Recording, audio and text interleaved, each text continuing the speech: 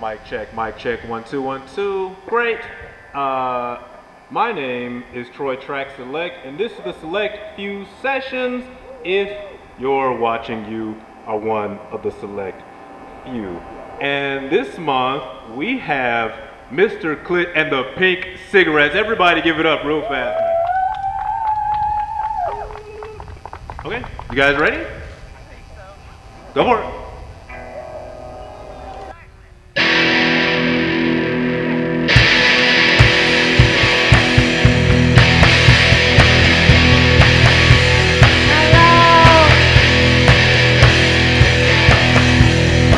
Hello?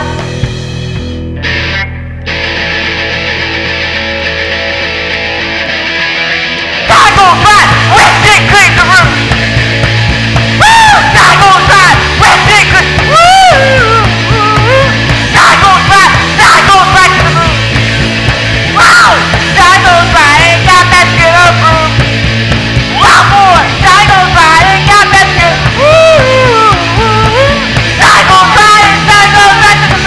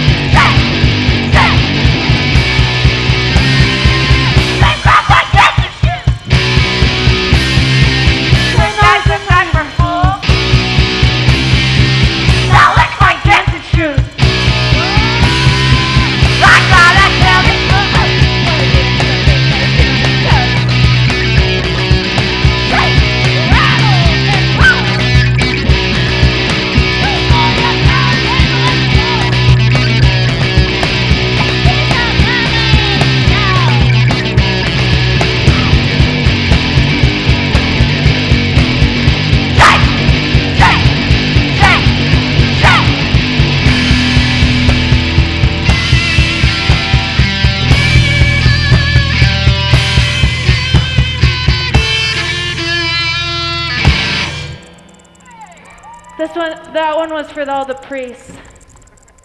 All these were for all the priests. This one's for all the priests. Where will we play? Let's all go buzz buzz.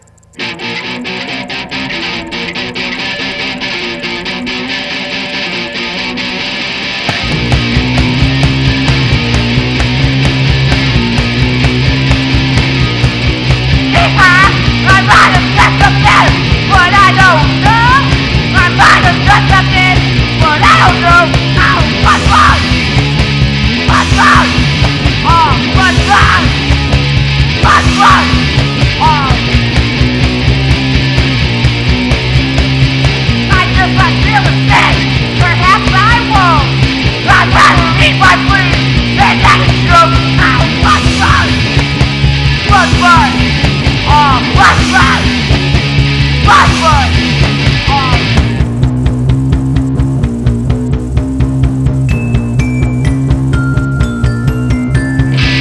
I might have said something, but I don't know. I might have said something, but I don't know. What's wrong? I don't know. What's wrong? I don't know. Yeah, what's wrong? I don't know. Ow, what's wrong? I don't know.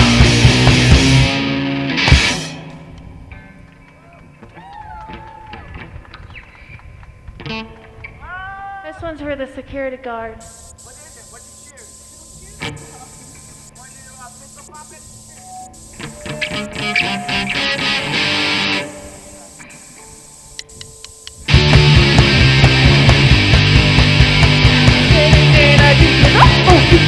Oh yeah? It's a something that I do. I keep it in the past. It's to make it hard to hear you. Wow! Ow! Wow! Stay away from. Wow! Ow! Stay away from.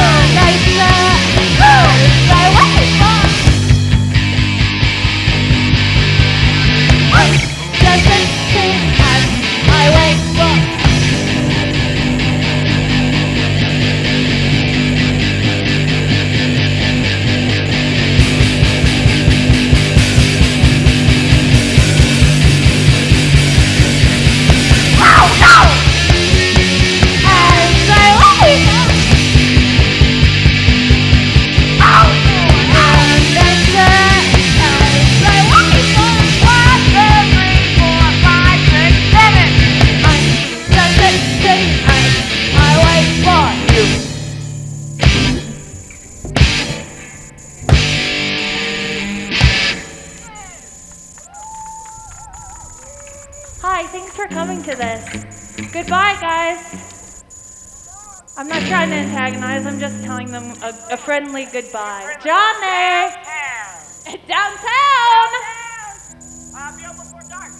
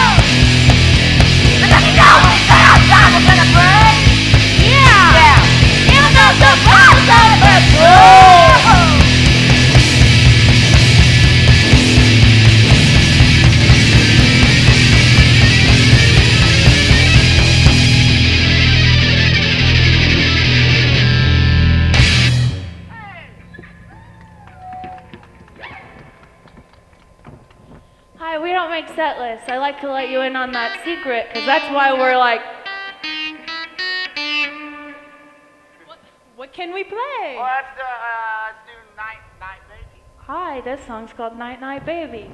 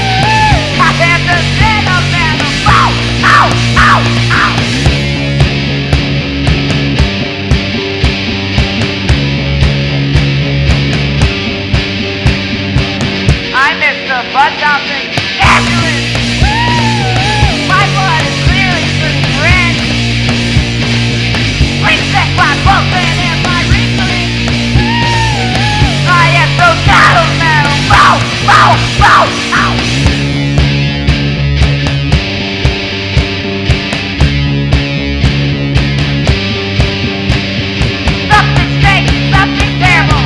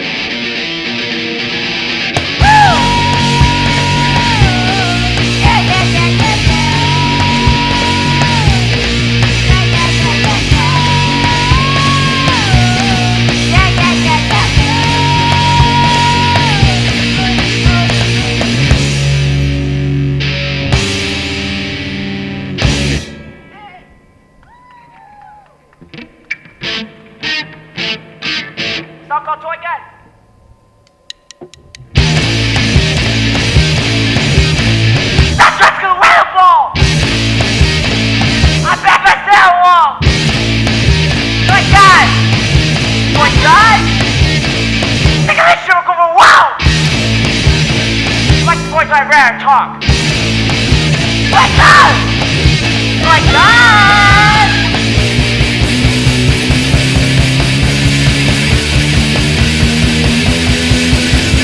Wow! Wow!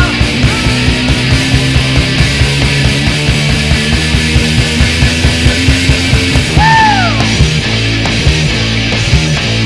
Get tracks on side of the road! Hold my breath, I hope I explode. Thank you so much. I will use this time to think of what to choose. Ugh. Yeah, this song's, this is our version of a country, what is it? Our version of a party song, is that what it says? Spark it up, Spark. Good, Abby?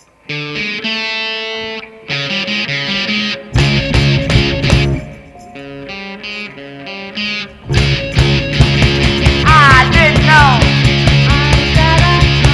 I couldn't tell. I didn't know. I didn't tell. I'm traveling by me. Outside hope so traveling by me. Outside hope so I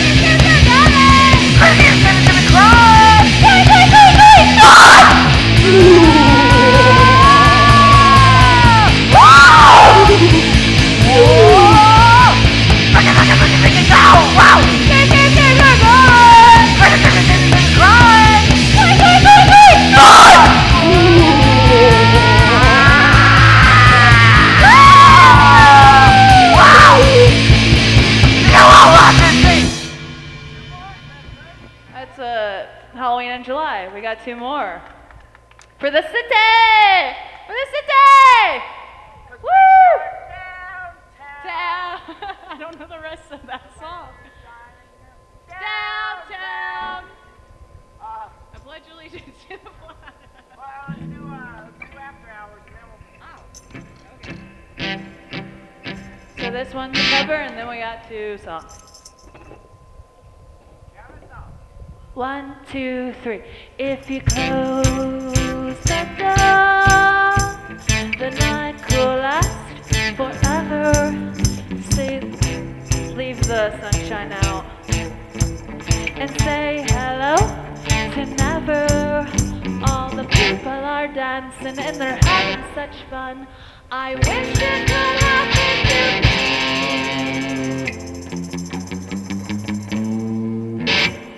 But if you close the door, I'd never have to sit taken. If you close the door, the night could last forever. Leave the wine glass out and drink a toast to never. Oh, someday I know someone will look into my eyes and say I love you. You're my very special one. And they'll make me these pillars too for my house. But if you close the door, I'd never have to see taken. Party bars, shiny Cadillac cars, and the people on subways and trains, looking gray in the rain as the sun disarrays. The people are dwelling the dark.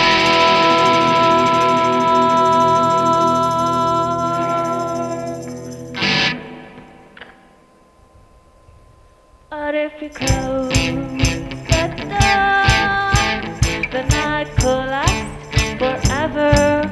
Leave the sun shine on and say hello to never. All the people are dancing and they're having such fun. I wish it could happen to me.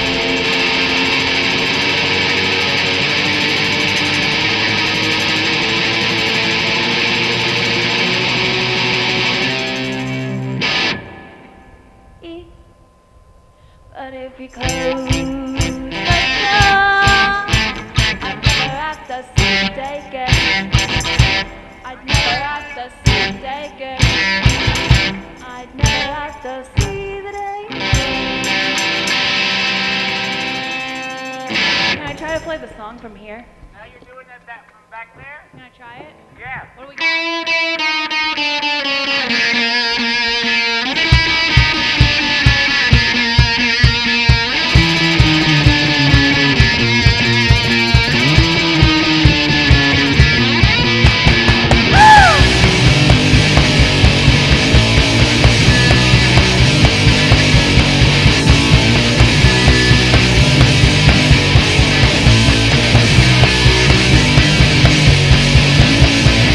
Prices are shine. I don't know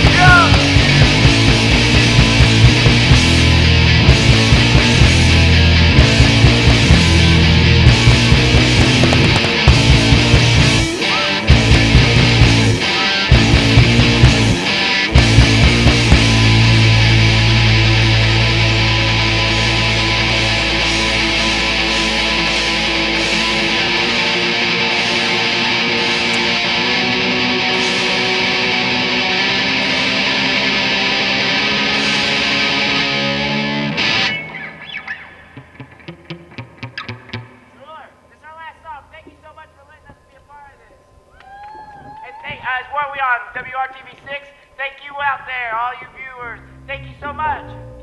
Oh,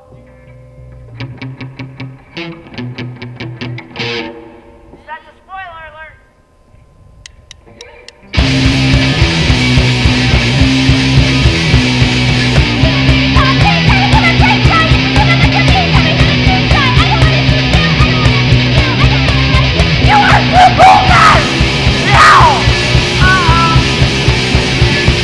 Yes, yeah, I'm sorry.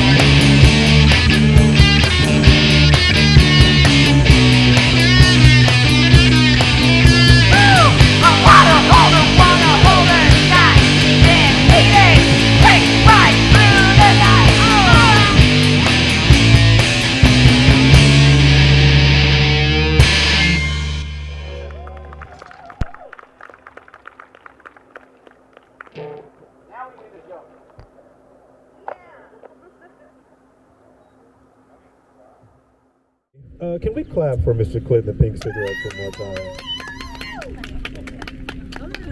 Hopefully this holds out. I'm gonna point that this touch over there. Okay. So usually I like to start this with how I actually found the band or how we met, but we've never met in person before. This is our first time, which is a little unusual for my show. For me, I think I had found out about Mr. Clit and the Pink Cigarettes, being someone who's not from Indianapolis, just being at a Square Cat Vinyl all the time, and I think just seeing flyers of your shows sticking up over there, and maybe people recommending you when I first started this, is kind of how I crossed paths with you, and then eventually reaching out through Instagram and just being like, hey, you guys want to do a show?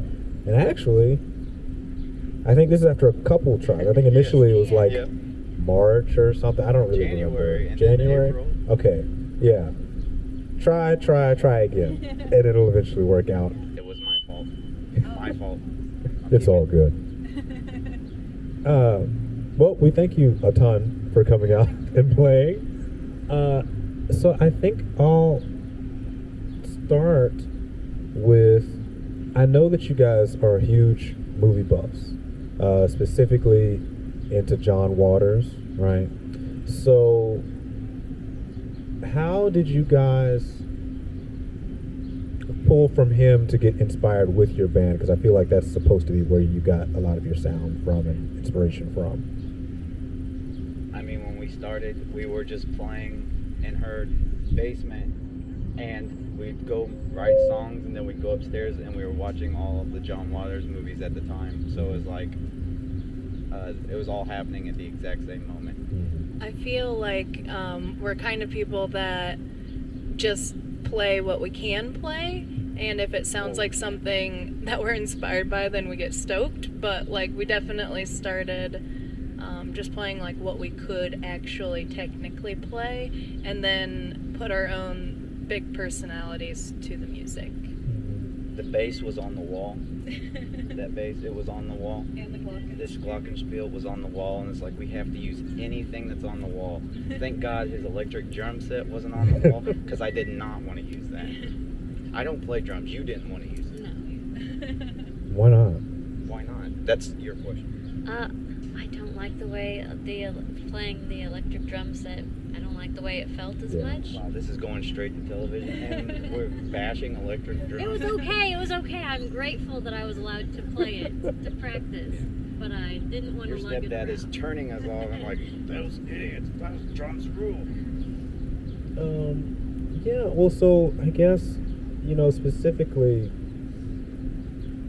John Waters talks about and highlights a lot of marginalized groups, LGBTQ specifically, and it shows mostly how they're horrible people, just like we're all horrible people in his movies. And a lot of your sound is that kind of dark comedy, dark, all these jokes, and it's kind of gross also at different times. How did you get into those movies? Just because they're very niche, and also from the 80s, 70s, the farthest back, I think. How did you get into that? Well, I mean, immediately it just felt like our world. Yeah. I feel like we saw ourselves kind of, obviously extreme versions of that. So we all grew up in Franklin, Indiana, which is a smaller town. And all of our friends just dressed outlandishly. We all would watch, we would get any movie from the video store and watch anything. And if it was like weird and fun Or awful. Homemade, awful, like we also love the like So Bad They're Good movies. Just all of our friends kind of had similar, we had like a big group of friends, so we kind of started the band with the idea that it would be a big troop of people, but you know, as people get older, drift apart, stuff like that. So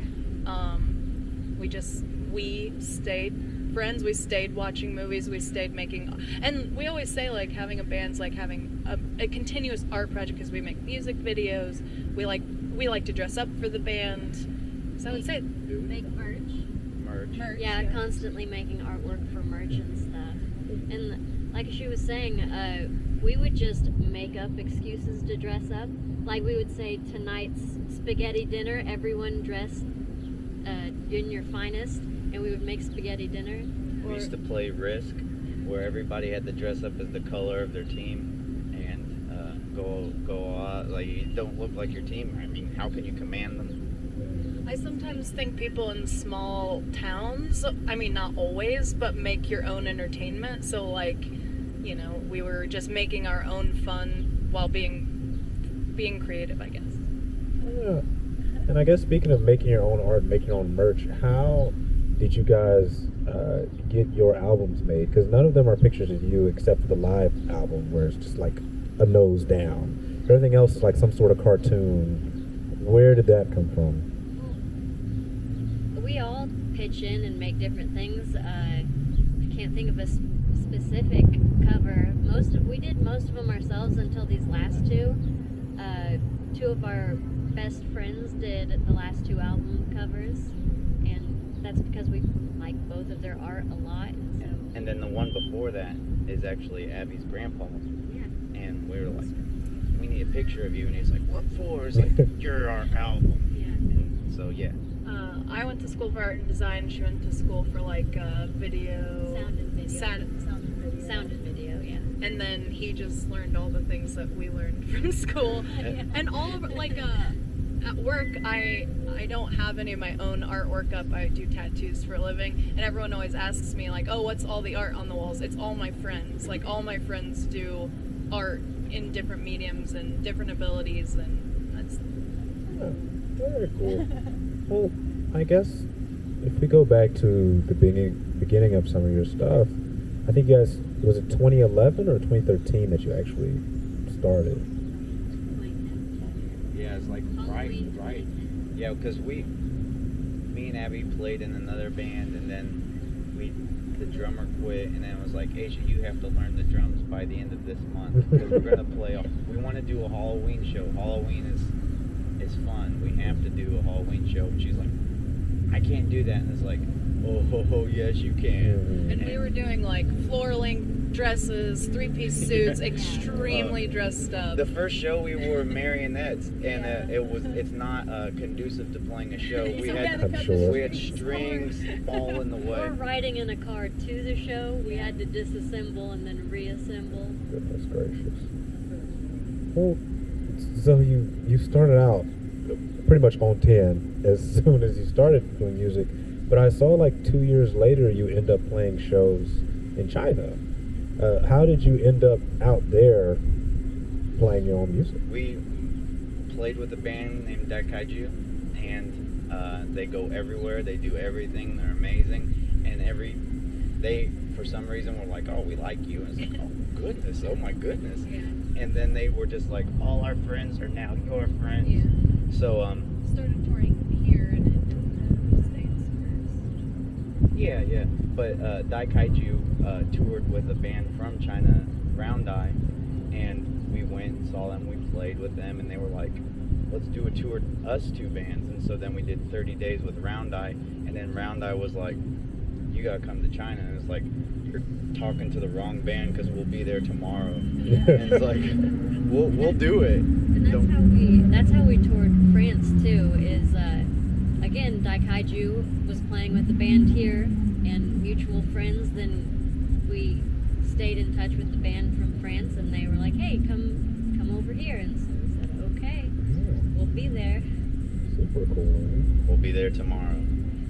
Actually, when we got off the plane to China, we hadn't talked to Chachi in like a week. He's from Round Eye. And in China, you cannot just like hang out on Facebook. They take that away. So like his communication was taken away for a while. And so when we got off the plane, we had no idea if anybody was going to pick us up or not. We just kind of stood around like, I hope to God he's here. And What a lifestyle, dude. I feel like I said this when we did Girls Rock, but I feel like when I was younger, I thought you had to be like famous to do the things you wanted to do with art, and really you can do them on any scale. So we just book shows at similar venues that we would play in Indiana, but other places in the world. I mean, I guess we didn't book the other I mean, shows. But. when we did our very first tours, is like I found Gas Buddy on the internet, and it said you could get to California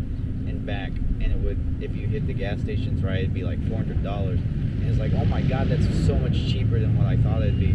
It's like That's doable. even if it doubles, we can afford that. So we just drove to California, tried to play as many shows along the way, and her sister lived in Long Beach, and was like, we'll just kind of stay there and try to book shows as if we lived in California, and then we'll try to book shows when we come home. And we didn't get killed on money, so it was like, let's just keep doing this. So Very cool. Do you have any plans to try to do more international stuff? we'd love to. Like, Yeah. it, Other times it was almost like it fell into our lap Yeah. because of our friends in Daikaiju, and I feel like before COVID we were talking to a member of Daikaiju, because we're really shy. I know it seems like if you do this kind of stuff you wouldn't be shy, but like we need someone to guide us. We need like a hand holder. help, or what are the handler. Yeah, we need someone to talk for us because we get scared. We have sweaty palms, but we still need that hand holding. Mom's together. Yeah, I was going to make the reference. I'm glad you did it. Right before COVID, we were in talks of doing a Europe tour, but like COVID happened, and then we just we haven't pushed for it again. So if anyone wants to take advantage of us and take us to Europe, Yeah. we'll, I mean, financially, not any other way. Well, okay, then great. So I guess mentioning COVID, right? You had an album came out right before 2019, and I noticed that I believe with Wet Willie, I want to make sure I get this right. With Wet Willie, and then you have Pipsqueaks from Planet Fur, and then your most recent album, The Cutest Hag in the Swamp. They all have a 4-year gap between them. Is that intentional, or is it just like your No, cycle? actually, like those albums, like 2 of them took so long. We finished it and then we sat with waiting for it to be made. And If we had our own studio, if we had our own everything, we'd probably make like an album every 6 months, because we do just like writing songs, but then you have like pressing and recording and all the other, not to say that they were taking longer, but we're just impatient and would love to. I know a couple times when we were ready to press a record, the plants were like, oh, this is our busy season. There were a couple times where they're like, we're not even going to get to you for 6 months. So yeah. Luckily, some of the people that we've done a record with Heel Turn, and or 2 with Heel Turn, and then 1 with What's for Breakfast. And both times it feels like they've handled all the business part, talking to the plant about pressing, and one of them I know got done quicker because he's like, I got a guy. It's like, thank you. Because Sorry, that's my fault. Because we started. I was in the middle for a reason. Because we started recording and stuff like this, like when records were, not that they'd ever gone away, but we were starting to press them before like United and stuff like that got super backed up. It feels so weird just talking to the sky out there, but I'm trying not to be back. I feel like the turnaround was faster. Now there's a lot more time because everyone presses records. And again, that sounds like I'm saying, oh, we're doing it so far beforehand, but we were just at that time grabbing on to when people were pressing records kind of earlier, like when Third Man Records kind of started doing their thing. So I'm not They're already pretty hard. This is their level, and this is their game. And their game's already pretty low. Sorry. No, you're fine. Well, yeah, because I noticed definitely, like, I think your first 2 albums were like within the same year, pretty much. Like one was January and one was in November. So I was like, what's going on? Like, you know, maybe your patterns have changed, but that's interesting. The business part of things definitely does change your output Yeah. and change how you can really move within a space. And we go big, we go really big, and we do records, we do vinyl. So like, it takes longer. Yeah. Those first two things we just did ourselves, and we just burnt them straight to CDs and drove around. Like, so it was like super easy. We were burning CDs in the back seat, like as we were driving around. But now most laptops don't even have CD burners in them. So that's kind of what stopped us from making CDs as we go. But now we mostly just do vinyl. Yeah, I have some experiences burning those. I kind of miss. I had to buy a CD drive to Yeah. burn a bunch of CDs for some people. It's wild that it's like separate. It used to be, in the thing. Yeah. And now it's separate. We wanted thinness, and that's what we pay for thinness, I Yeah. suppose. Okay, well, let's talk about your most recent album, Cutest Hag in the Swamp. Again, you've got that style of John Waters still in you, where we've got these like very dark moments and kind of brutal lyrics sometimes. I just have questions on, what's going on here. Okay. Okay. If we even Interesting. know. So, like, We might learn specifically, a thing or two about each other's lyrics. on Muffins for Mother, there's like a little bit of this. I don't know if I want to use the word skit quite yet, but it's some person starts talking. I think it's Davey, but I don't know. It might be isn't. that It's one. Brad. Okay, I was gonna say Davey or Brad. Yeah. It's Brad. Ladies and gentlemen, if you look to the left, long teeth, short arms, and all the fixings. A goddess, but I prefer the term mother. Where did that come from? Brad, where'd that come from? It came from you. You can't say that. Because I like The Sopranos, and I wanted to say it like The Sopranos. Yeah. As our DM, he always happens to do that accent. Yeah. Or an And New Irish. York. He's always New York. New York or Irish Hey. accent. But like, what made you write that for that too? Oh, I don't know. Is because It sounds Can It's- I answer this? Oh, sure, yeah. But yes, you're allowed to answer any question. I was shaking because I was going to. I've known David for so long. I never know what is going through his head. There it is. That's the answer. I don't know. That's an old song that we used to do in our old band. We try to do like one of our old songs for each of the albums because it's just fun to do. And it used to have a clip from Robot Monster in there, and it's like when we started doing vinyl, we were no longer allowed to put a microphone up to Just any movie. and use a clip from it because You will lose all your money. yeah, you have to sign Yeah. stuff, and they're like, you can. So, like for instance, we have a song called "That's Just Gross," and we wanted to have a clip from Spider Baby in it, and it's like, you're not allowed to do that. And so we just had Abby do all the things because it's like if you do it, It's okay. it's okay, Yeah. but you can't just put a microphone up to the TV. It's like you're now making your own little movie snippets. Yeah, it's like, yeah. Because our old band we would just super Bootleg, just put. You could tell where our influences were coming from because we're just putting the movie clips in there, and now we're just like making stupid skits up now. Yeah. I mean, they're not stupid. I don't want to. Oh, what's going through his head? Well, yeah. So speaking of skits, I right? support you. Yeah, no, you're good. Most punk bands, rock bands, hardcore bands, at least from the stuff that I've listened to. I haven't listened to everything, but most time they don't have skits. Most time it's just straight up album. And so then you've got this part where I finally met Brad, but on Tuba Tuba, you guys have a skit, which is unusual for punk bands, and it's like, hey everybody, it's Brad. Oh guys, you want to hear my tuba? And he's playing this. I don't even know what it is. It might be a horn of some kind, saxophone. Okay, it is a saxophone. It's a tuba. Pierce, you wouldn't like that saxophone. It's a rough sounding saxophone. It's rough.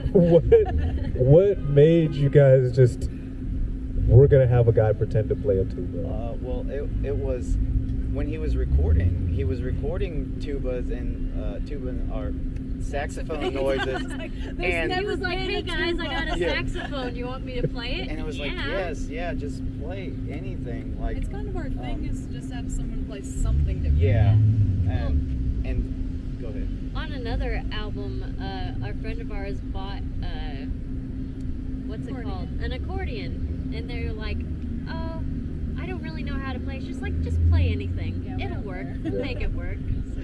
But when Brad was testing out the saxophone when we were recording, it was like keep some of his like mess ups, and then it was like we'll do a funny skit of that, and then the voice is like David K.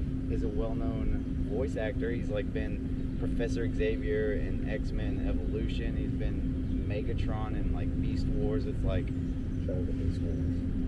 Jim, the guy who records this, was like, I think I might be able to get him on your album. And it's like, whatever it takes. He said Megatron and David was sold. I was like, yes, please. Two David K's, please. two David K's. We didn't need a second skit. Actually, like on the album before, he talked about getting him, and it just didn't happen. But we were gonna have him like say, like, "Oh, when you hear the beep, turn the page," like in those storybooks. And it's like, oh, we want to do that, and we were just gonna have a little kid do it. And then he's like, I might be able to get David K. It's like, oh, do. And then I think we all just forgot, and we didn't do it. We did do a skit with my grandma. Yeah, we did a skit with your grandma. And then the next album, he's like, hey, if you got something, I think you would do it. And it's like, oh, that'd be really cool. So it worked out. Well, at least your grandma gets to say she beat David K. out in a role in a skit. I don't think too many And people she can says say it all that. the time. She just drives it home. My grandma It's really come brags. straight to her head. Yeah, nothing less than first class from now on. Okay, well then, you've also got this other moment on Something Strange, Something Terrible, where, you know, me personally, I'm a fan of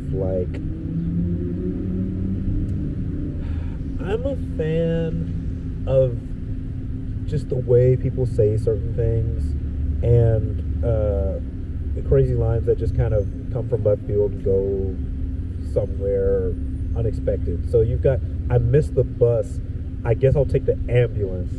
And which I just think is funny. I think it's kind of badass. But then also you've got, you know, I bit my lip. I licked my lip because I busted it. What's happening? What Something Strange, Something Terrible thing is happening in Something Strange, Something Terrible? I mean, it's not really like cohesive. I know that the busted lip line was because we had just seen one of the Weeknd's new videos, and he was bloody on his lip, and it's like, oh, I really like that. I really like his beat up look. I always like in like noir movies where the hero he's always beat up and always bloody. He always has the thing on the little bandage on Sin City. But yeah, that's a jumble song where like none of it's like truly connected. It's just words. So At one point you said something about Spider-Man. yeah, Because I would call it Spider-Man. I don't know why I call it that though. yeah, because I do say trapped inside the web. Oh, okay. Spider-Man. There you go.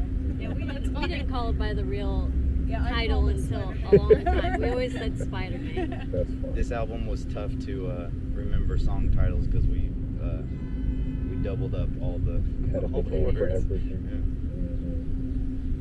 Yeah. And then there's another moment. Well, so like, obviously, two people are singing most of the time. There's like someone singing on one song, someone might be singing on another. Do you guys ever like write lyrics for each other, or is it always Not for usually. yourself?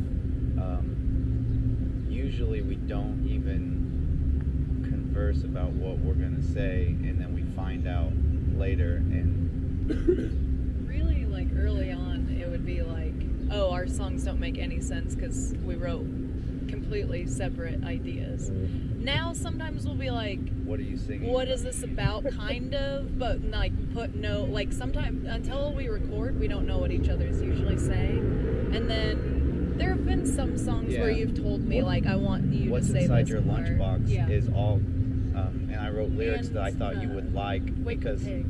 because you wrote like those. gummy treats and stuff. So it's like, oh, I gotta throw that in. And then like me and Aisha will come up with like little cute, like the and Devil's Mustache, like little cute. We really like old 60s girl groups like the Ronettes and stuff like that, the Crystals, like all those bands. B-52s. That's what I think of when we do Shake, Shake, Shake. I always think B-52s. Me too, because Abby does the Total Fred Schneider. It's an homage.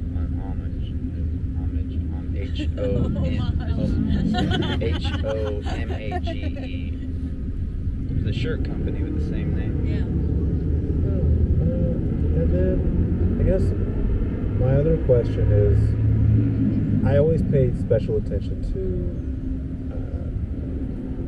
with a project that puts a lot of short songs out intentionally, I always pay attention to which song is the longest. Yeah. And so in this happens to be the actual last song, Dan Zip Zab. Yeah.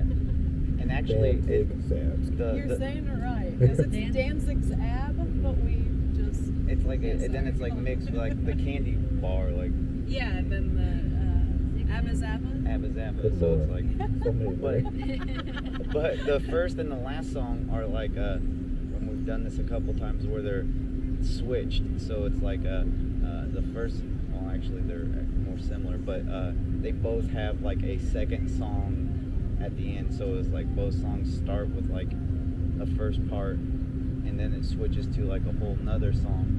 And it was like, oh, those have to be one and whatever the last number would be because they mirror each other. And we did that on another album where it was like I did the vocals at the beginning and then she did the vocals at the end. But yeah, silly things like that. Gotcha. Well, I noticed this one, it wasn't a love song, more so obsession or lust, you know, because you started off with I see the boy, he looks at me, I know he wants my body, I see the girl, she looks at me, she wants to touch me. Where is that coming from? I always write songs about being almost like afraid of writing love songs, if that makes sense. But also about sexuality, because I've never really talked much about my sexuality, but I would say that I'm not straight. So, but at the same time, being really closed off of anyone. So, that's what I kind of write. Almost all of my lyrics are always about being like, almost like disgusted with the idea of getting close to someone because I have a hard time getting close to them. Which this is the most very vulnerable I've ever been talking about that. So. Yeah, and I was supposed to answer questions like I knew what my songs were about. Thank God you at least know. I just noticed. I feel like I come at it from like a bratty teenage girl who's like, no, I'm not interested in love, kind of thing. I mean, we have a whole song about that's just gross. How everything is just gross. Yeah. I could have answered that. I knew. I did know that. I didn't write the lyrics. I listened to it. Also got a song called "Come Friends" too. So Yeah. Which, like, that was like a funny play on words, and then like there was a couple little kids that really liked that song, and it was like, of course they did. Dang it, we should have. We regret naming our band because, honestly, because we're like super colorful and we all really love kids. It's like, it sucks. Yeah, we would like we. So, Yeah, we made a really bad choice. Yeah. And then had to live with it. But we played in San Diego, and like there was a couple kids that came out to multiple shows, and like their dad brought them, like, oh, she loves your song. They love your song White Cow, and it's like, oh, thank you, that's so awesome. Yeah. Like, He's like, I told her the song is called Become Friends. well, Yeah. it really, like, that was Yeah. really, like, and then there was a play on. Yeah.